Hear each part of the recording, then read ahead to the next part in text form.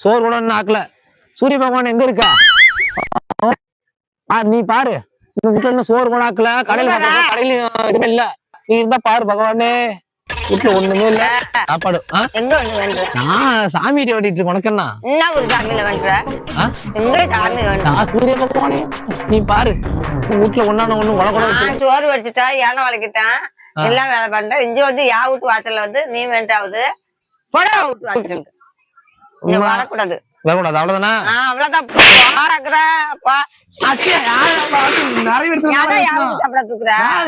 அடிக்க வர அடிப்பாதான் சோறு சோறு என்னால இது இலக்காரமா உனக்கு இலக்காரம் தான். இனிமே உங்க வீட்டு சோத்துல நான் கை வச்சனா நீ சுடுது நான் கேக்குறேன். போடா ஹெலிகாப்டர் ஐயோ